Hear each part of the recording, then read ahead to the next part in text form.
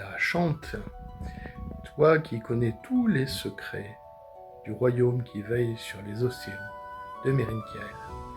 Fais au sujet de Merinkiel, bonjour.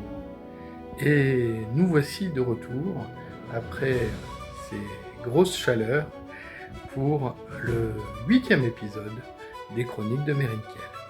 A tout de suite.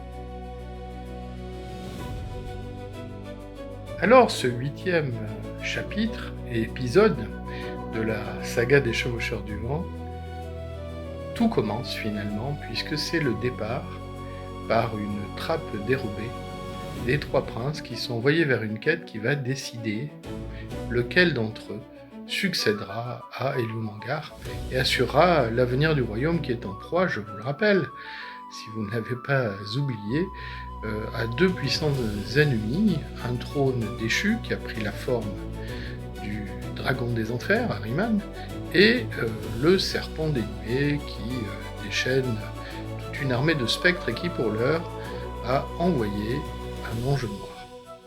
Cet ange noir qui avait essayé de fomenter un coup d'état en possédant le comte Andret, ami personnel du prince Meskener. Le stratagème n'a pas pu prospérer puisque le doyen Mélaniel, sorti de son silence, a ordonné cette quête. Et alors, les trois princes, convoqués devant le conseil des mages, sont envoyés par Mélaniel lui-même, et on voit alors le fragile trône de cristal d'Elumangar, assis sur un piédestal, bouger et dévoiler une trappe souterraine un peu glauque. Les trois princes y descendent successivement, Eloël en tête, le second fils d'Elumangar, commandant des chevaliers, ne lâcheront pas la Beronde à son intrépidité, sa vaillance et son désir d'en découdre. Donc ouvre la marche, suivi de Meskener qui est tout fier d'une certaine façon d'avoir été implicitement fait détenteur de la clé, puisque la clé céleste est apparue et elle a été transformée par Mélaniel en pendentif qui a été remis à Meskener. Il est donc le porteur de la clé.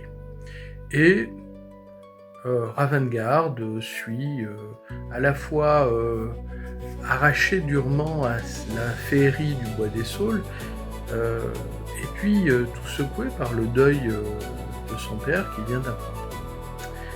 Les trois jeunes gens descendent donc par cet escalier et entrent dans un boyau souterrain où on entend les clapotis du nombre d'une onde saumâtre, et c'est un tunnel qui est infesté par les rats.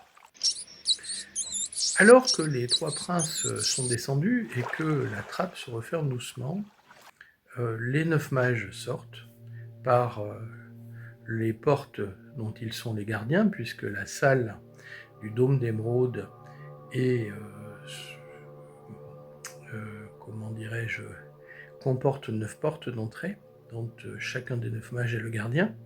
Et alors que le grand prêtre de la lumière, Sankiel, au visage éternellement jeune, s'apprête à sortir, une lumière en forme de petit serpentin noir frôle son visage et il ressent comme un malaise, et ce petit serpentin de lumière pénètre dans le tunnel avant que la trappe secrète ne se referme. Cette ombre est perçue inconsciemment, à peine par Ravengard qui pense qu'il se fait des idées, que le caractère lugubre de l'endroit peut nourrir des pensées sombres, ajoutées au contexte du deuil de son père Elumangar. Et pourtant cette ombre, on le devine aisément en tant que lecteur, n'est autre qu'une autre forme qu'a adopté l'ange noir Libaniel après avoir quitté le corps du comte Andrette, tombé en catalepsie et que on retrouvera un peu plus tard, dont va s'occuper l'alchimiste Athanor. En tout cas, voilà, le cadre est posé, les trois princes vont vers cette quête incertaine, vers la forêt des Marches, le long de ce tunnel inquiétant, et ils sont manifestement suivis par le servant du serpent des nuées. Il semble que dans la rivalité qui oppose le serpent des nuées à Ahriman, le premier a pris l'avantage sur le second, puisque les trois princes ont pour l'heure échappé à la surveillance d'Ahriman, mais on va voir que le puissant trône n'a pas encore dit son dernier mot.